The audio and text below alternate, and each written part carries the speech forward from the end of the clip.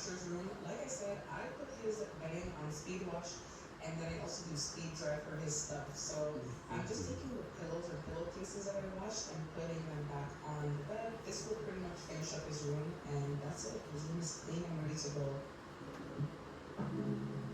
Hey guys, how are you? Hola, shalom, namaste, konnichiwa, and hello in every other language around the world. You know, when I first got into En Vogue and we came together at the audition, I thought for sure it was going to be family forever. Like, these are my sisters, it's sisterhood. This is going to be like, you know, 3 new women in my life, and we're doing everything together first, like our first album, recording our first album, and then going around the world and getting fans for the first time, first #1 hit, you know, all of that stuff. I just thought, oh my God, these girls are like in my life, like En Vogue is gonna be forever. And then when things turned and I was ousted, I felt betrayed, I was angry, I was afraid, I was just scared because, you know, now I'm on my own and I helped build this brand and I'm being forced out for no reason. And I just felt like it was just wrong. And so my best friend at that time, she reminded me, she said, Dawn, when we were in high school, you were much feistier. Like, she said, it's not that you weren't feisty and En Vogue, but you lost sight of who you were. You became somebody else in order to fit into the group. You kind of compromised yourself, your personality, the things you stand for. You know, she said you were feistier when we were 16 than you were when you got in the group at 21. You kind of changed who you are. You went along to get along, in other words. You know, you kind of just lost sight of yourself. And I was like, oh my God, like I did compromise myself. I did forget who I was as a person, my individual self. I was still feisty, because that's what the girls named me. Cindy, Maxine, and Terry named me Feisty. We all had names for each other. Terry was the nun, because she was always covered up from head to toe. With a little bun in her hair and some bangs, you know. And then Cindy was the butter girl, because she's the girl next door, like, hi Dawn. And always eating, you know, picking at her vegetables and stuff. And then Maxine was the, what do we call Maxine? She was the hippie. Okay, and you know why? Yep, that was Maxine, and we loved each other. And I thought, again, it was family, but my best friend reminded me, getting back to that, my best friend reminded me, you were much feistier at 16 years old. You would stand up for yourself at all times. You didn't allow certain things. And with En Vogue, I kind of just left who I was behind. So my message to you guys today is, don't lose sight of yourself just because you're in a relationship, girlfriend, boyfriend, husband, wife. If you're a mother or a father, you'd be a good parent if you didn't put your kids first. You know, that's just being a good mother and father. But you still have to take time for you. Even within families, like brothers and sisters, you know, it's like you might be the one who stood out and was like, never fit into the family because you thought different, you know? They always called you weird, and I was always weird. I love being weird. Do not lose your weirdness. Your weirdness is what makes you you. I don't care what job you have, that job is not you forever. That job is just what you do. You are still your own person. We lose ourselves because we try to fit in, and not even try to fit in, but because we feel like we have to, or you comply and conform to your surroundings. You know what I mean? I promise you, when I finished cleaning up upstairs, I couldn't believe it took me that long.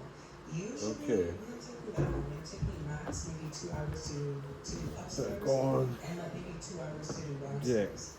But that took me a whole like 5-6 hours to do upstairs. Okay. So I said, you know what? So we're ready to show. As long as the house gets clean, I'm not gonna rush it.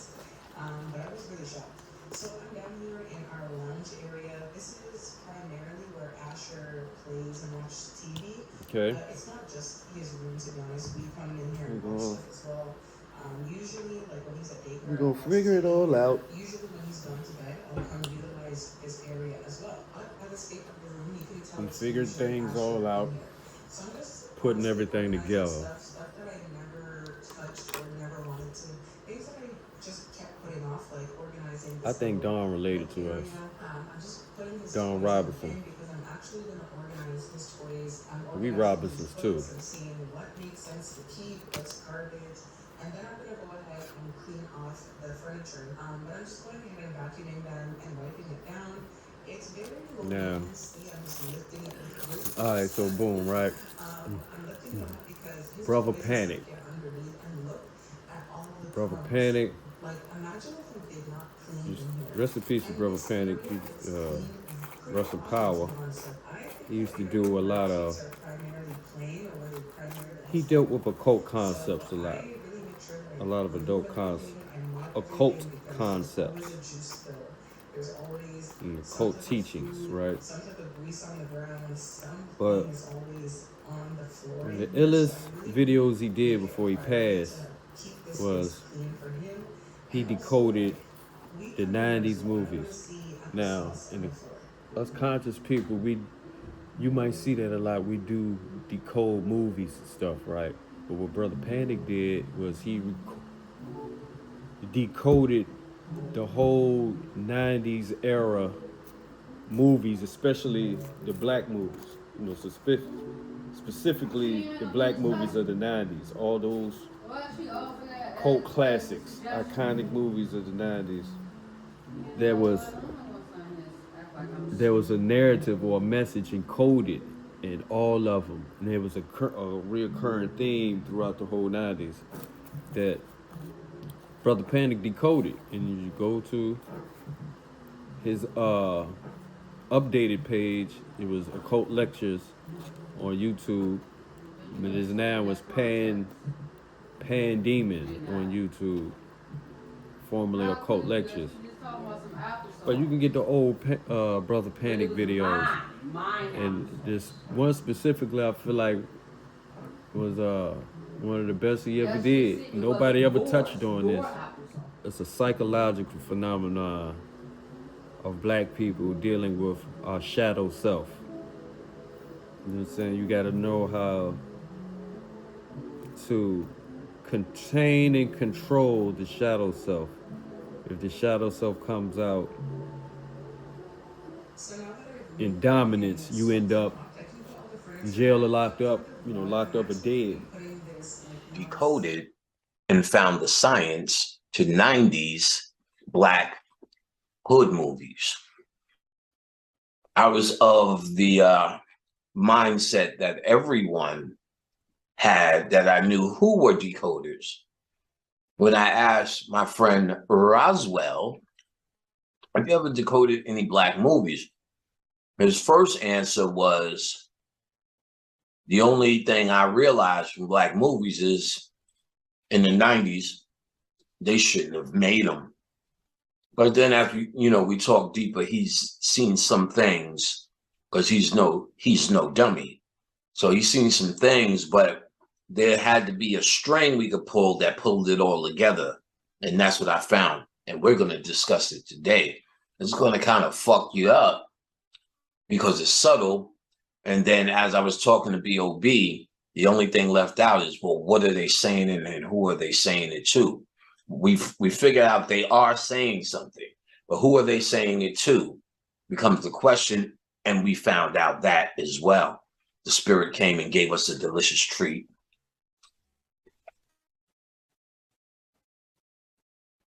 On that as well.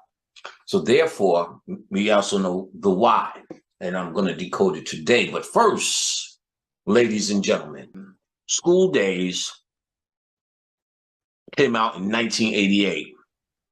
They were making a clear separation with Good and Bad Hair, Jigaboo and Wannabe,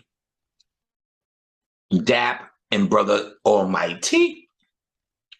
And they were showing you the reality of the mind control programming that's done in school, the mind control programming that's done in colleges through the fraternity. That. And that's what they were trying to do, because that's what the Boule agenda is. They are trying to say the educated Negro is the one that's past the ghetto Negro. And if the ghetto Negro can't get it together, he must die. We're not trying to save them. They have to save themselves. So ain't nobody trying to save you. They're looking for the ones that have it in them to control themselves enough to take their monkey ass to school and learn how to really control themselves in the world. Don't become the nigger. Be courteous in these business ventures and so on. Programming and repetition when they're doing step dances and all that. See, me, five, me, hand signals, same thing like gangbangers, same things like Mason, meow, and all of this shit. They was doing it in Spike Lee. All this, why they got the same programming for the military as they do for fraternities? What are they preparing you for? We know they're preparing you for war. Are they doing the same thing? Who are they warring against, these black people? They're warring against you, the nigger. Blacks versus the nigger, as Chris Rock pointed out, their agenda. There are black people, and then there are niggers. Come on now. I want y'all to get with this. So now, that was in 1988. So, we're going to skip now to the movie that gave us the code, okay? And then we're going to go back to 1991 where it all started. All right, we're gonna take this ride and go through these movie bitches. First thing we want to look at is Fight Club. This was the standard poster for Fight Club. And in the movie, if you haven't seen this, it's an excellent movie, but they explain about the shadow self. And even in this picture, you don't even know if it's Ed Norton's hand or if it's a Brad Pitt's hand that's holding up the soap. Because they're trying to do this purposefully, because ultimately they reveal that this is the same person in the movie. He had a humdrum life and his chateau self came out. His chateau came out. But they revealed sometimes Tyler's talking, sometimes I'm talking. Tyler came out because of this, and it's the ultimate revealing of, in a movie, of how they do movies. In fact, if you watch the movie Unbreakable, they're doing the same thing. You got to figure out what it is. Some scenes, the father's there, and they deal with time, and they fuck up time in these. Tells them how to let go, all this metaphysical shit. But then you find out it was him the whole time. It was his shadow self. He opens up. He can't sleep. He has a problem. He's at his humdrum life at work. He hates himself. He's going to these places trying to get sleep, and he's crying. He's laying on this man's chest crying. That says something happened to him where he has a problem. He speaks about his life, and he sounds like he's so bored he's about to commit suicide, i.e. Brad Pitt comes as Tyler and tells him how to let go, all this metaphysical shit. But then you find out it was him the whole time. It was his shadow self that came in control. And it made you watch the movie twice, blah, blah, blah. So it's an excellent movie, but it was not just explaining it in a standalone movie. It was explaining the entire 90s black movie. Now, this one, a lot of these movies showed, and you got to listen to Brother Panic break this shit down. But what I want to get at about it is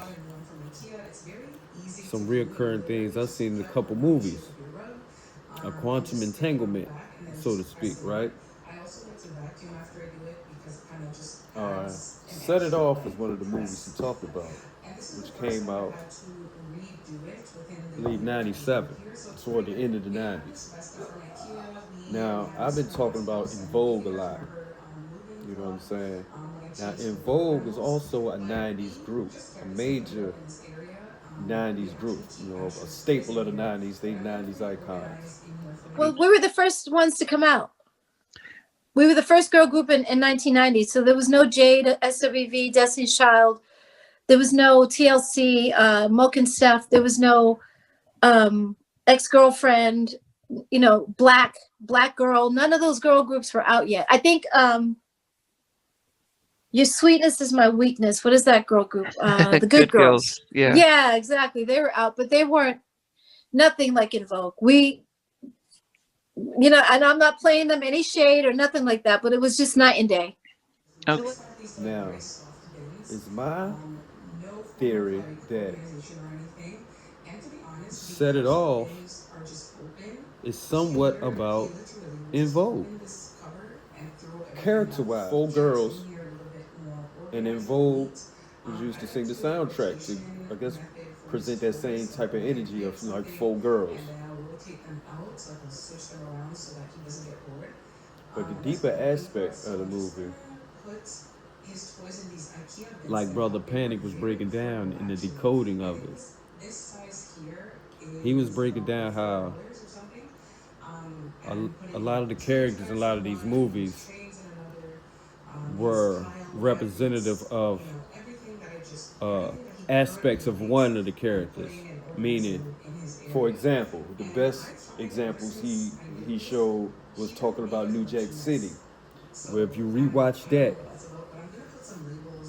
to see that the whole movie was about G Money is the one dude, and Nino Brown is his shadow self. No Nino Brown, son.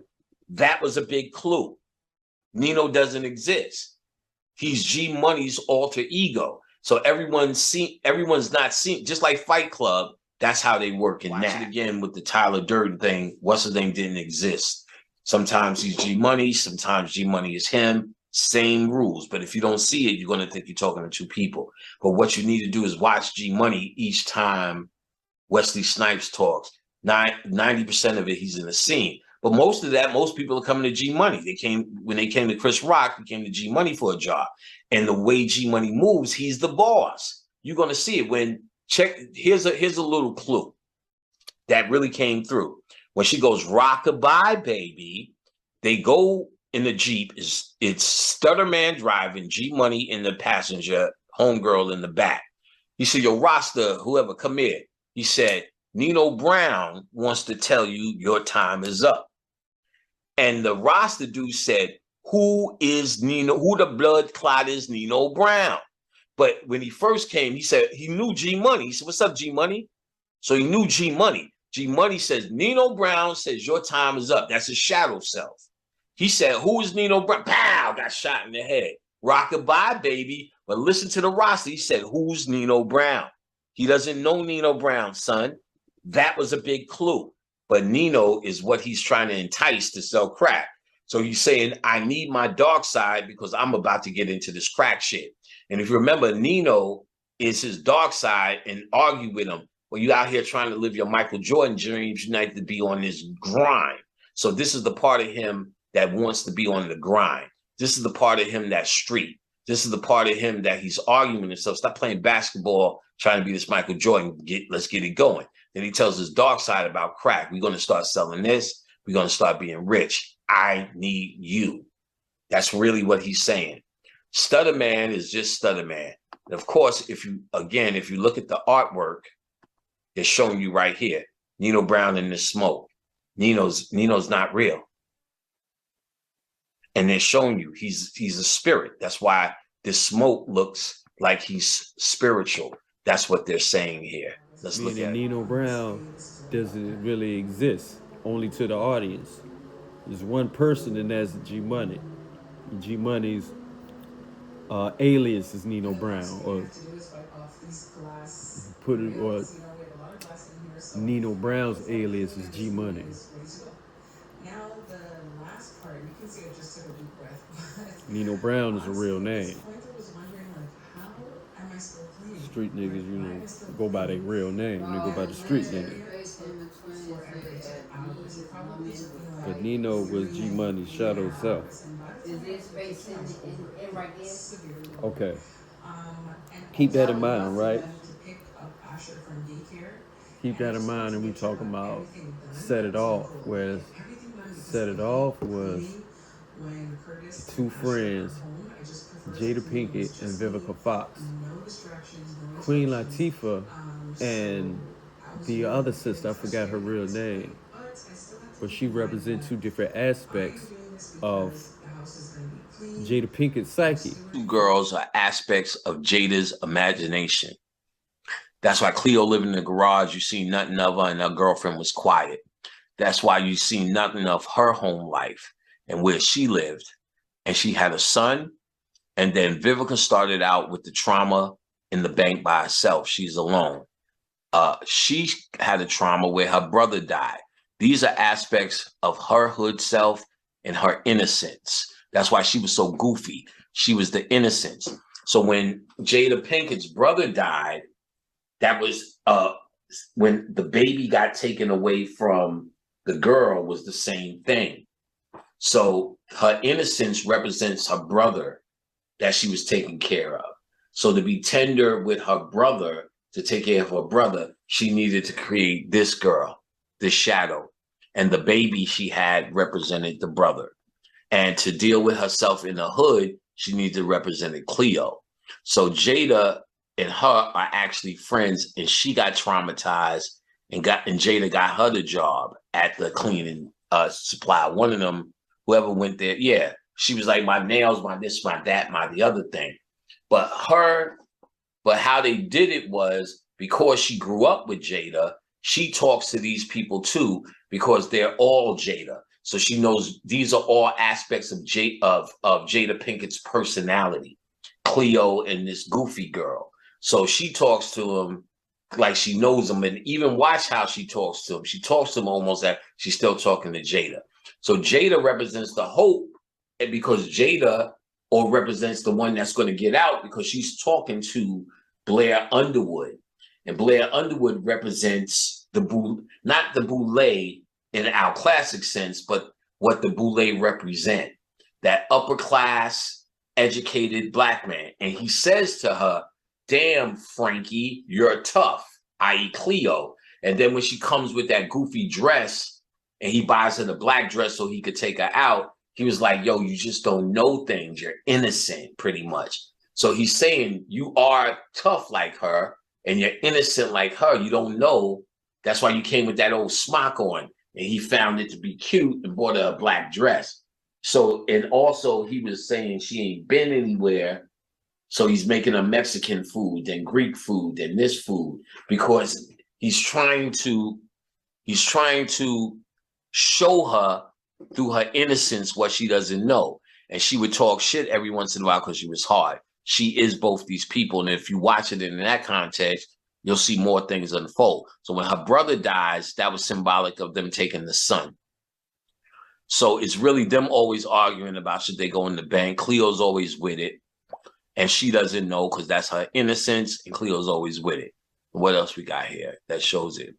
Now, it may be hard because sometimes you always see Jada Pinkett with her, but here's a good picture where they're showing Jada and her outside the car because they're real, and this is her shadow. These are her protectors. This is her innocence that she needed to take care of the brother, and this is the thug shit she needed to survive. Remember, she had to fuck dude for the money. She needs that Cleo energy to be tough enough to do it. And then she was innocent. She had to take it. She did it to take care of her innocent brother. When he gets killed, they take the son away. All right, what's this? Of course, all four of them, Cleo, these are her two shadows. Even as she sleeps, they're trying to show you that they're her. Cleo in this one didn't exist. That's why they died first. So in the process, they first kill her innocence. That was her when she died, and they was talking about banana flambés after they did the bank robbery. It was her letting her brother go because she was going to leave the hood. And then when Cleo died, she don't need a thug anymore. Then her friend actually dies. And then she, on the East Coast, she calls Blair Underwood, and he goes, "Are you all right, Frankie?" She goes, "I'm all right." And she's driving down with the money, which is an indication that she's going to get with that guy, or either you could look at it as the guy set her free with his boule ass behavior. Therefore, she left all of this behind. She no longer needed the innocence because she left her brother behind. She no longer needed the thug. And then Vivica died anyway. And, you know, here we go. We always see this. So here you have Vivica and her together. This is the shadow people in the front. And these are the real people in the back. They just did it like that. They always keep them together. You know, blah, blah, blah. Same kind of thing here. The character that Jada Pinkett played, part of her psyche was her hard side was the Queen Latifah, and her innocent side was that. I wish I could remember that other sister's name right now. But she was also, the other sister also played the Manchurian Candidate alongside Denzel Washington. And she was in Woman Thou Art Loosed. If you can remember her name, you know what I'm saying? You ahead of the game. Anyway. Anyway, right? Keep these quantum entanglements in mind. You're talking about Set It Off, In Vogue. Right? Now, Set It Off was a female version of Juice. Right? Slightly different circumstances, but it's about 4 friends. Now, Juice, right? Here we go with this. Juice. The same principle as Boys in the Hood. You have a foursome. So, Raheem represented consciousness, hope, control. This fat boy who was laughable represented innocence, good-heartedness. Q is the principal, just like Trey was in Boys in the Hood, and this is Doughboy. But as you can see in this movie, the dynamic is the evil is in the front, and this guy, Q, is trying to control his dark side. Why these two people are in the back? Because they are symbolic of his innocence, who was Brandy, and his hope, which is Ricky. The movie starts out, his dark side, Tupac, kills his hope, kills Ricky. It starts there. It's him who did it. And then his dark side is out of control. That's what we see throughout the movie with Tupac. That's his dark side out of control. It's actually Q's dark side out of control. His hope also is represented in the girl that he was seeing, who was the doctor, because they all have something to aspire to. So the doctor, the hope, the girl, that's why there's always a girl they meet who wants to leave the hood, because they represent the hope. Jason's Lyric, Menace to Society, and this girl who was the doctor represent the hope. He was the innocence and he was the morals. So he killed his morality first. That's why he's going wild. Then he shot his own innocence. And then that's when Q had to stop. So what happened to Q? Q started to turn to the dark side because his hope and his innocence was gone. He didn't die. He got shot so that he held on to his innocence. That's what that was representing. And his innocence also seen the girl at the hospital. And that's what did it, because the girl, it represents his innocence and his hope for the future. So they had to meet, because he was acting all tough in front of the girl, but the girl now seen his innocence, and his innocence was hurt. She seen him that night because Fat Boy was shot in his stomach, and he's really shot by Q symbolically through Tupac, his wild side. So that's why the showdown comes between these two, because he's fighting his shadow self. So he's killed his consciousness. Remember, Raheem was telling him what to do, telling him what not to do, right? So now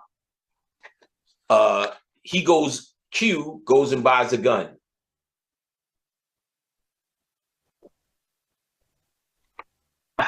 Q goes and buys a gun and then eventually throws it away or whatever he did. That was him symbolically turning to become the full dark side of Tupac. And remember, Tupac is in the club telling Sam Jackson, Q is shooting people. Q is losing his mind. Q is doing that. Dark side, and Sam was like, I know you niggas from since they was little kids. And Sam is just listening to him because he's pretty much telling him he shot up his crew. And then when Q comes in like, nah, I ain't really do that. Sam is like, you can put syrup on shit and call it pancakes. And all of this talk between them it sounds confusing in like two talks, but it was actually when Tupac was saying Q, he's saying, I'm Q, nigga. He's talking and saying Q did it because Q did do it. He is Q. He's just Q's dark side. You get what I'm saying? Symbolic of it. Now, these people weren't like Fight Club. They all did exist, but they were symbols. So that same symbols, like I said, as in Boys in the Hood was used, and I'll show you how it was used again. So they used this symbol of hope and purity, which are things that are inside of you that you have to hide because you're in the ghetto. So you got to hide your hope. You got to hide your morality, and you have to be Tupac. That's what it was to survive. That's what they're saying. So look at even the artistry of this, how Q's in the middle and his eyes are focused on us as the two guys in the back who represent things. That's why these two guys got shot and one killed because they represent parts of him that he has to kill or wound or try to stifle to become Tupac, to live in the streets. You understand what I'm saying? The duality of it. They always show Tupac the duality. His name is duality. He's the duality that's in real life. Cindy from En Vogue was in Juice. You know what I mean? So I definitely need to do like an espresso order or an espresso run. And when you look at the drama of En Vogue, Don is GQ, and Terry is Bishop. Maxine is Steele, and Cindy's Raheem. I mean, and plus she's the tallest. Dawn's the youngest. Dawn got the juice when you studied the drama of En Vogue. It turns out like that it's the same dynamic as the movie Set It Off. Whereas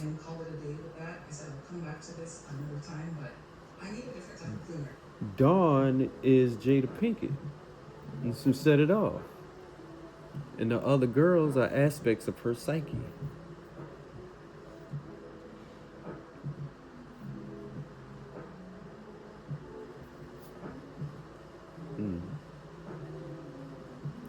I'm gonna get this. I don't know if you get it. I don't know if they get it. I don't know if they get it. They don't get it. They don't get it. They don't get it, Raina. We needed to decide on what we wanted to do. They don't get it. But it's still today. Mm-hmm. Okay, at the end of the day, guess what I decided?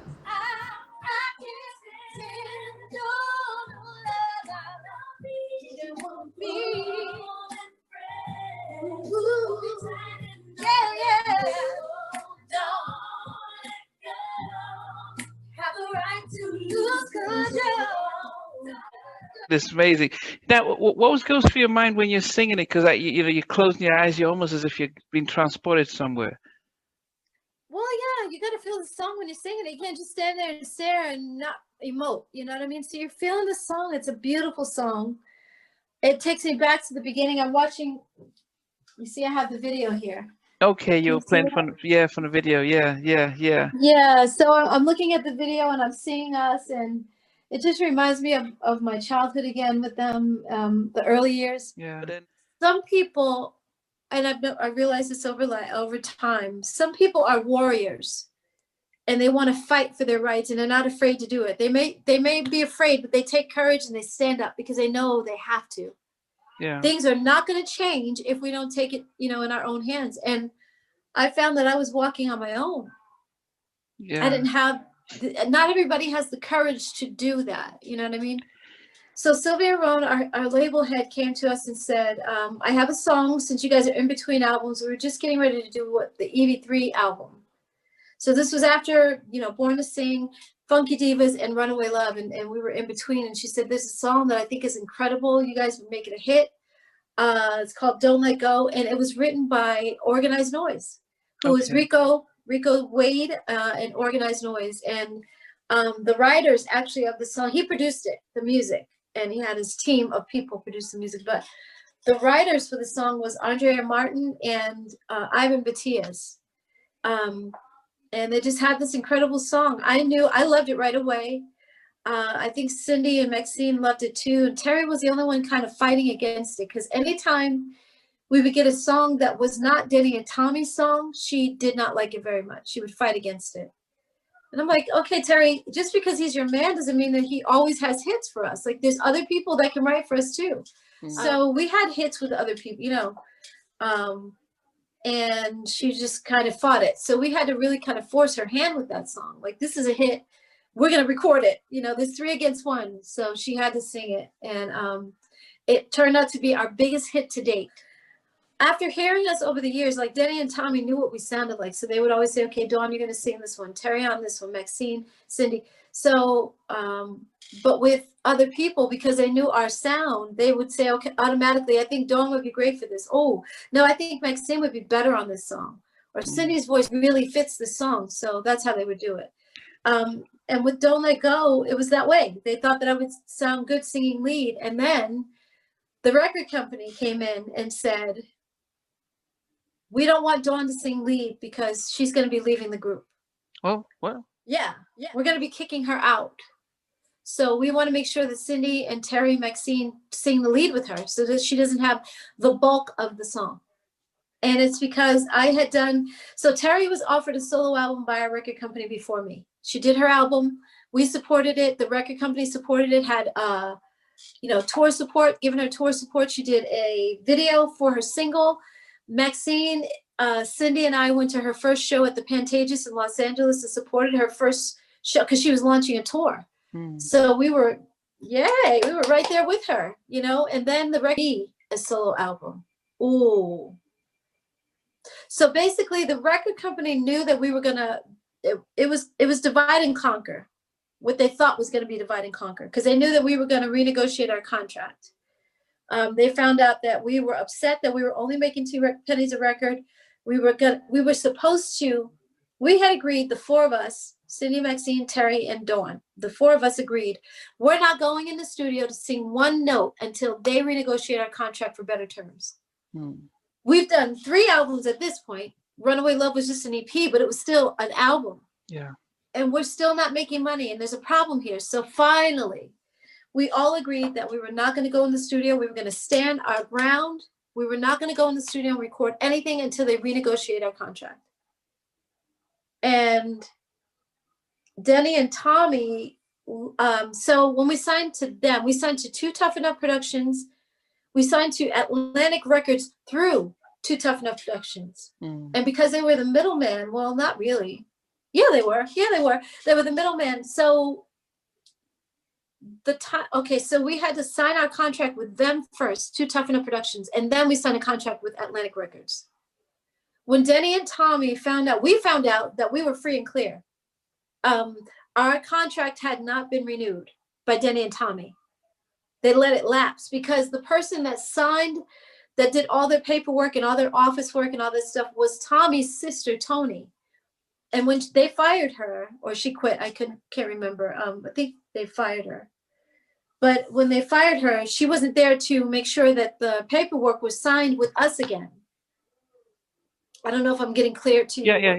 Yeah. So in order to have En Vogue, you have to have them re-sign to your production company. And they did not do that. And we found out, and we were like, oh my God, we are free? Are you serious? Like, we're free. We can go directly to the record label. Or we can leave Atlantic Records and go anywhere we want. And at that point, Babyface came in. LaFace was their label at that time, and Babyface in LA offered us a deal on the table for $4 million or something, like fully indemnified. Namdi, I'm telling you, it was fully, like, to be fully indemnified means you have the best insurance around you that's possible. You're all protected all the way around. Yeah. Like the best of the best protection around all four of us. The record company, Atlantic Records, can't come and get you guys. They can't come sue you guys. You are free and clear from that contract. And Denny and Tommy found out, and they forged the signature for Tony. They forged it. And we had to go out and hire, oh, this is crazy. I can't even believe we went through all this, but we hired a handwriting analysis expert. Yeah. And they were like, oh no, her T and the way that she does her Y at the end of her name is not right. Yeah. So they forged her signature. And we had free and clear. Even then, they had found that we won that part of the case. And Denny, I don't know how it happened, but he called us back and was like, okay, you guys. So, oh no. So this is what happened. Terry went in and did her solo album. It was Divide and Conquer. Terry's over here recording. You guys can't do anything without her. So you're going to wait until Terry's done. And then maybe you guys can come back together. So by then, you'll take whatever deal we give you because you're hard up. You need money. So you're going to take whatever it is we put on the table. And sure enough, we did that second album under the same terms as the first. And with the EV3 album, we never renegotiated either. We never oh my God, I forgot about that. We never renegotiated for that. But by then, the record company had come to Terry to do a solo album first. Then they came to me. And it's going to be like, okay, so Dawn and Terry are over here. They're in the studio. They're busy. So Maxine and Cindy, you guys are desperate. And now you have to wait for Dawn and Terry to come back. And then maybe Terry was done with her album. She was getting ready to go on tour, like I said, and we supported her. And then the record company came to me and said, well, Dawn, we're not serious about your album right now. We're just going to go in and do an En Vogue album. And I was like, what? Wait a minute.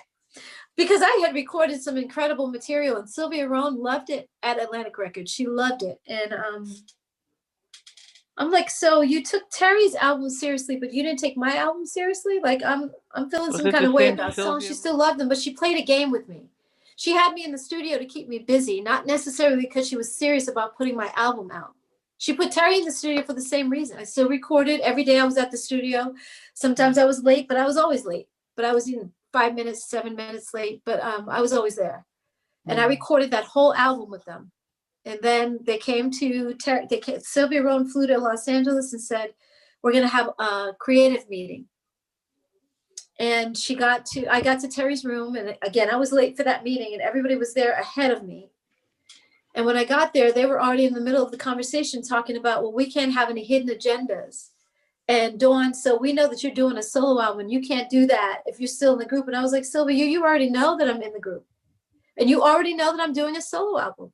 Has any point that we've been recording this third album or, a real album, because like I said, Runaway Love was not a real album. It was an EP. It was supposed to be EV4. I said, at no point has my solo situation over there with Dr. Dre, has that interfered in any way with me being in the studio? Has it interrupted the flow of anything? Like, I'm here. I recorded everything with you guys. I don't understand why you're kicking me out. And what's different about me doing a solo album and Terry doing a solo album? Terry did hers first. What's different about that? And Terry turned to me and she said, it just is, Dawn. It just is. Like really nasty and very indignant. And I was like, what? How is that different? No, you have to explain that to me because it's not different. You are an artist in this group as well. You're just the same amount of time in En Vogue as I have had. In fact, I'm probably a few hours more than you because I was there at the audition and Terry was late because she had bad weather coming in from Houston. So she didn't get there until late at night. I was there all day. So I have a few hours more than you in the group, seniority wise. And I'm being funny, but I mean, really, it's like there is no difference between you doing a solo album and me doing a solo album. Are you kidding me? What makes you better than me? What makes what you did okay and what I did not okay?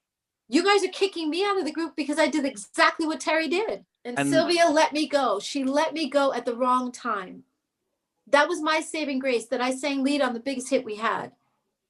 Cindy, Terry, Maxine, they all thought that they were going to do better without me. One monkey don't stop no show, as they say here in America.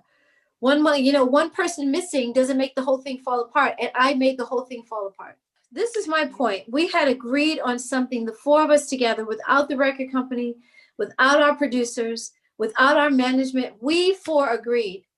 Maxine, Cindy, the four girls that make this group what it is, these plaques on the wall. We made all the people that have these plaques rich. If it wasn't for us four, they wouldn't have had those and the money that went with them. We didn't have the money, but we had the plaques. Yeah. So yeah, it's like, so if we agreed that we were not going to do a certain thing, or that we were going to stand down and stand in solidarity with each other, then why didn't they have my back when I was being kicked out? I don't understand that. I get it that you guys are afraid, but we have power. And I guess they didn't know how much power we really had at that time. Yeah. You don't get it. You don't get it.